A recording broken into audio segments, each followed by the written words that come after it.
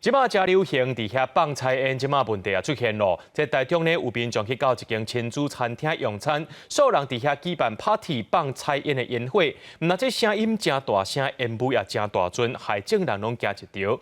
医生也提醒讲，这物件才有可能造成咱目睭、耳啊、呼吸道也有皮肤的伤害。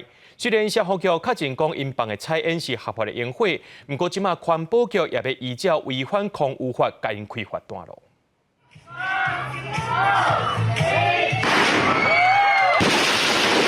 彩色烟火射向空中，发出真大声音，阁有真侪粉红色的烟雾规个砍落来。有民众12带囡仔来台中市雾峰这间出名的亲子餐厅消费，迄天有其他人包场举办性别 party， 有人放彩色烟雾，互真侪人惊一个，批评业者无顾人命。我们说的就是每晚上要声音超级大，就是这烟火跟烟花真的太多了，有点可怕，就是感觉如果真的怎么样会发生危险的事情。餐厅业者13回室内宣布，即马开始停止放菜烟。台中市消防局甲环保局拢到场稽查，确认业者放的菜烟是合法的。不过台中市防惊引起噪音甲空气污染，甲人以及建筑物爱离较远才会使放。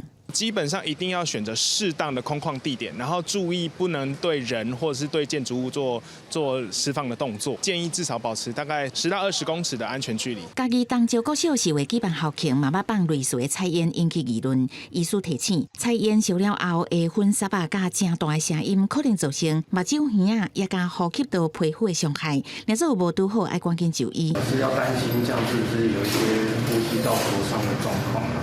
再就是它如果有热源，有可能也会造成皮肤表面的灼伤。再来就是对耳朵还有眼睛的一些伤害。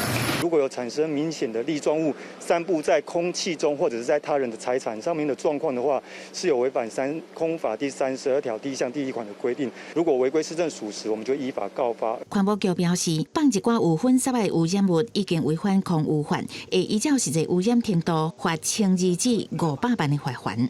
记者综合报道。